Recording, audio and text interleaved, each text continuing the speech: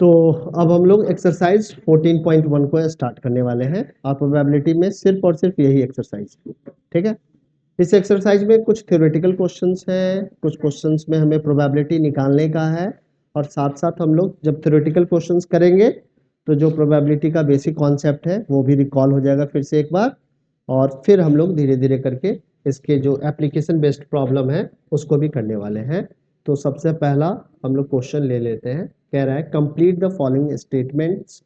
जो कुछ स्टेटमेंट्स दिए हुए हैं और यहाँ पे कुछ ब्लैंक्स है, इनको हमें क्या करना है, फिल करना है, और आराम से क्वेश्चन पढ़ेंगे और जो अप्रोप्रिएट आंसर्स होगा उसको लिखते चलेंगे। तो यहाँ पे लिखा है probability of an event E and probability of the event not E, ये हमेशा 1 के इक्वल होता है। ये हमेशा probability of event E and probability of event not E is always equal, याद रखना है सारे बच्चों को। और इसको लिखने का तरीका क्या है, तो इसको लिखने का तरीका है probability of event E plus probability of event E bar. E बार का मतलब होता है not E, ठीक है ना, समझ में आई बात। जैसे अगर एक कॉइन को आप टॉस करो तो हेड आने की प्रोबेबिलिटी 1/2 है, और हेड नहीं आने की प्रोबेबिलिटी का मतलब क्या है, टेल आने की प्रोबेबिलिटी। तो हेड नहीं आने की प्रोबेबिलिटी कितनी हो जाएगी, 1/2। दोनों को ऐड करेंगे यू विल गेट 1। समझ में आया इसके पीछे का लॉजिक। तो इस तरीके से आप पहले क्वेश्चन को कर सकते हैं। The probability of an event that can not happen is, ऐसा इवेंट जो कभी हो नहीं सकता है उसकी प्रोबेबिलिटी क्या हो जाएगी, 0 हो जाएगी।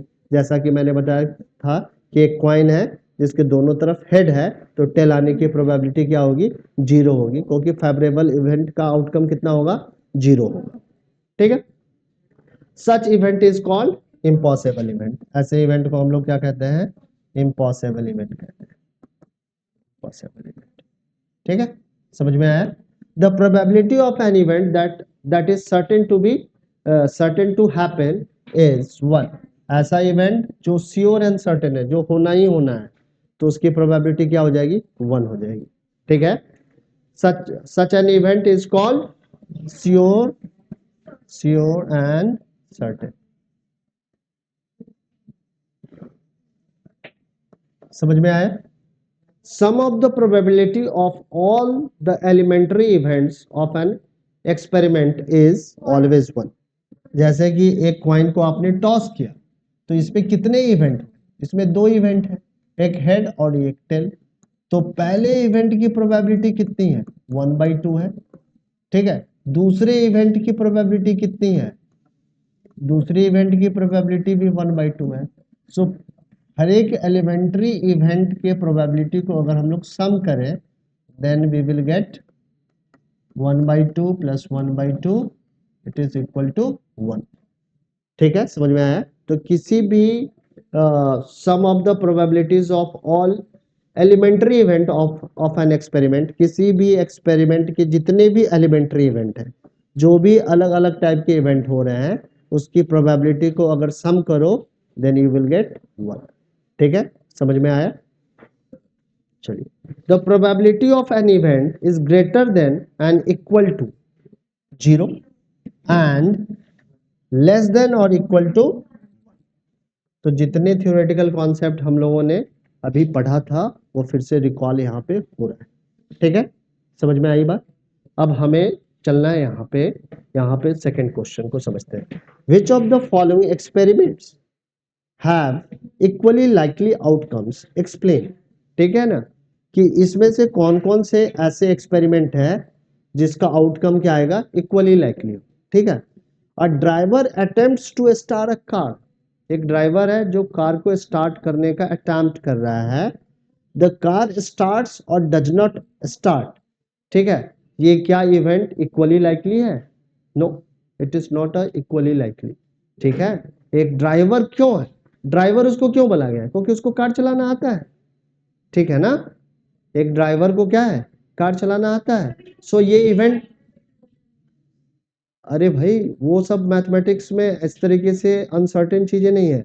एक कार दिया है तो कार चलने वाली दिया है, ठीक है ना, एक टॉय कार नहीं दे दिया है तुमको, ठीक है, समझ में आ रही बात। सो यहाँ पे ड्राइवर है तो कार को स्टार्ट करने की यहाँ पे कोई ऐसा नहीं है कि इक्वली लाइकली इवेंट है, ठीक है, समझ में आया। इक्वली लाइकली इवेंट में इसको हम लोग काउंट नहीं कर सकते, a player attempts to shoot a basketball, he और शी शूट्स और मिसेस द शॉट्स। ये इसको भी इक्वली लाइकली में नहीं ले सकते हैं, ठीक है ना, क्योंकि प्लेयर है तो बायस्ड नहीं होगा। ये ज्यादा चांस है कि उसका चला जाए बास्केट में, चांस नहीं ज्यादा है।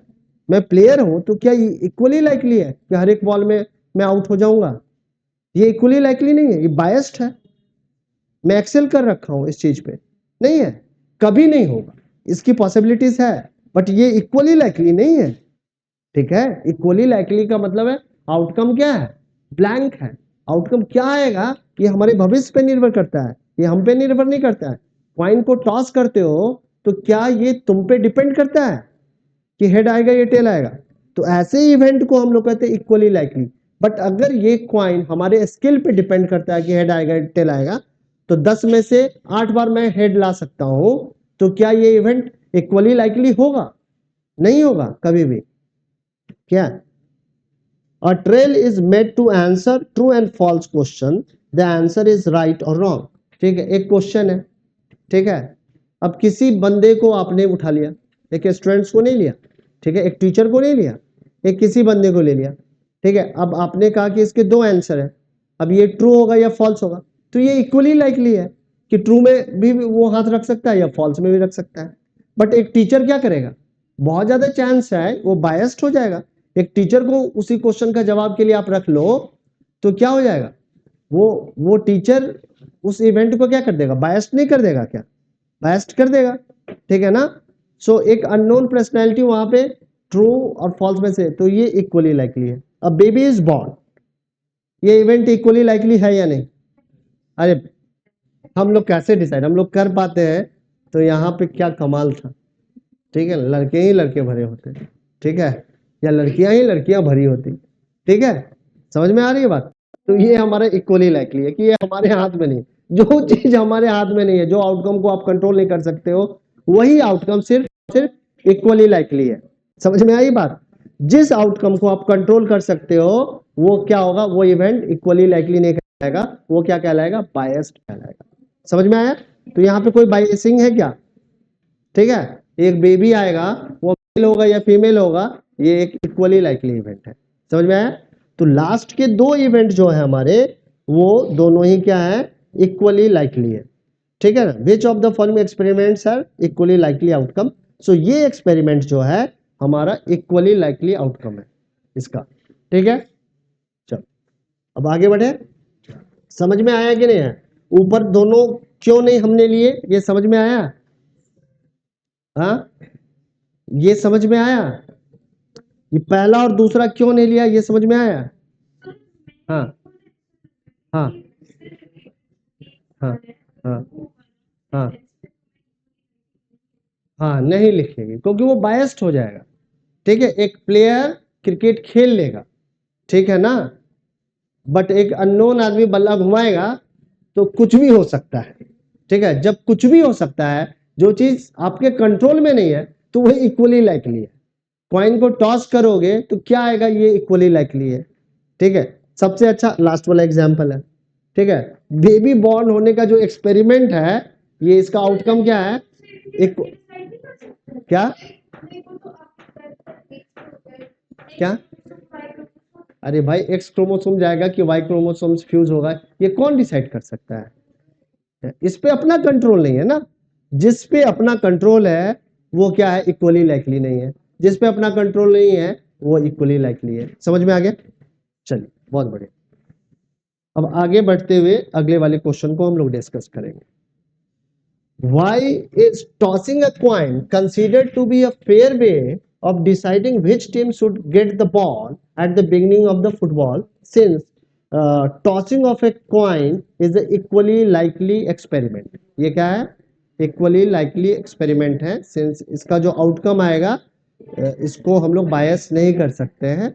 सो एक कॉइन को टॉस करके किसी को भी दिक्कत नहीं होगा। अगर अनिकेत और मेरे में अगर कंपटीशन हो कि कौन बॉल फर्स्ट करेगा या बैट फर्स्ट करेगा, तो अनिकेत एकदम तैयार हो जाएगा, मैं भी तैयार हो जाऊंगा, क्योंकि हमें नहीं, दोनों को नहीं मालूम है कि क्या आने वाला है, दोनों की किस्मत पे है। तो दोनों का कितना चांस है, तो अगर हाँ किस्मत तो है बट चांस है, ठीक है ना, चांस है, कितना चांस है, तो 0.5 उसका भी चांस है, 0.5 मेरा भी चांस है, तो दोनों का चांस क्या है, इक्वल है, तो दोनों ही सेटिस्फाई रहेंगे। चलो देख लेते हैं आज किस्मत आजमा के क्या आने वाला है। ठीक है, विच of the following can not be the probability of an event, कौन सा हमारा प्रोबेबिलिटी नहीं हो सकता है, probability can not be negative. ठीक है, 15% ये नहीं होगा, 15% तो ठीक है, 0.15, 0.7 is also possible, 2/7 is also possible, 0.67 आ जाएगा इसका। ठीक है, सो यहाँ पे ये बी इवेंट, बी जो प्रोबेबिलिटी है ये गलत है। हाँ,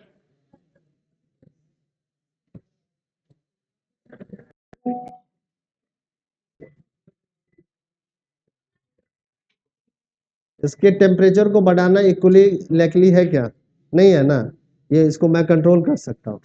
अब कहेगा सर जी आपको तो मारपीट के अपना हाथ बांध देंगे तो ये इक्वली लाइकली हो जाएगा ऐसा नहीं, ठीक है ना, ऐसे नहीं होता। हाँ, दिल्ली का टेम्परेचर, ऐसा ऐसा क्वेश्चन पूछ रही है ना। चलो आगे बढ़ जाते हैं। ठीक है, एक इवेंट की प्रोबेबिलिटी कितनी है, 0.05 है। हाँ, what is the probability of not in, कितना होगा, 0.95, 0.95 आएगा, आएगा ये नहीं आएगा, कैसे क्या आया, तो probability of event E and probability of not E, दोनों इवेंट का सम कितने के इक्वल होगा, probability of event E plus probability of event not E is equal to 1, and here the probability of event E is 0.05 plus probability of not E event is equal to 1. So probability of not E event is equal to 1 minus 0.05, so it will be 0.95. समझ में आया? ठीक है, अनिकेत तैयार हो जाना समझने के लिए। अब यहाँ तक समझ में आ गया सारे बच्चों को? ठीक है, अब आगे बढ़ते हैं। A bag contains lemon flavored out one candy without looking into the bag. जैसे ही इसमें देखा नहीं बैग के अंदर, तो ये इवेंट कैसा हो गया, ये एक्सपेरिमेंट कैसा है, इसके इस एक्सपेरिमेंट के इवेंट कैसे होंगे, इक्वली लाइकली होंगे। हाँ, कैंडीज ओनली। ठीक है, what is the probability that she takes out a orange coloured candy. ठीक है, तो ऑरेंज कलर कैंडी आने की पॉसिबिलिटीज कितनी होगी, 0, क्योंकि अ bag contains lemon flavoured candies only. ठीक है, so this event is impossible event.